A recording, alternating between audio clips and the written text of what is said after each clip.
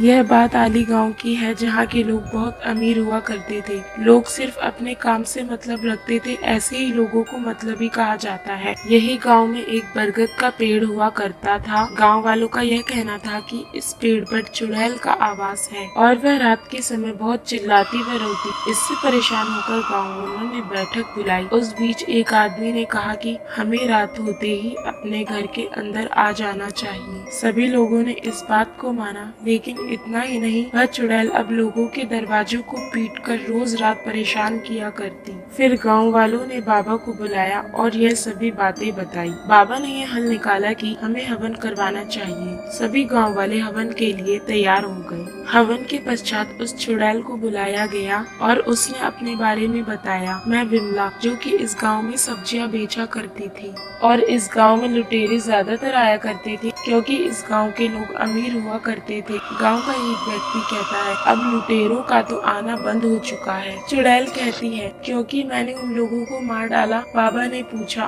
तुमने क्यों मारा लुटेरों को? चुड़ैल कहती है, तकरीबन 3 साल पहले की बात है। उस वक्त गर्मी अधिक थी।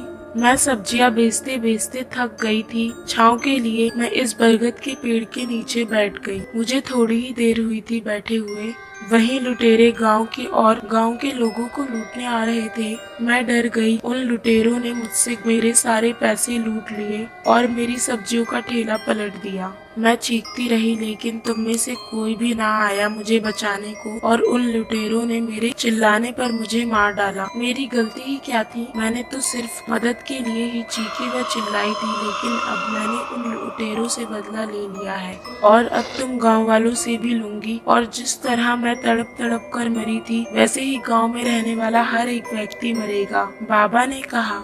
मेरे होते हुए तुम ऐसा कुछ नहीं कर सकती। तो चुड़ैल कहती है, तू क्या कर लेगा मेरा? अगर तू चाहता है कि यह सभी लोग मरने से बच जाए, तो कह दे इन लोगों से छोड़कर चले जाए इस गांव को। परंतु गांव वाले इस बात को नहीं मानते और कहते हैं कि हम एक चुड़ैल की वजह से अपनी जमीन जायदाद को छोड़कर नहीं जा सकते। कुछ समय के बाद गाँव वाले बीमार पड़ने लगते हैं और उनकी धीरे धीरे मौत होने लगती है, जिसके कारण मजबूरन गाँव वालों को अपने घर बार छोड़कर जाना पड़ता है। उन लोगों की एक गलती की वजह से उन्हें अपना गांव व घर छोड़कर जाना पड़ता है। अब यह गांव वीरान पड़ चुका है, ना तो कोई आता और ना ही कोई रहता है। इसलिए हमें कभी भी घमंड व दूसरों को मुसीबत में नहीं छोड़कर जाना चाहिए।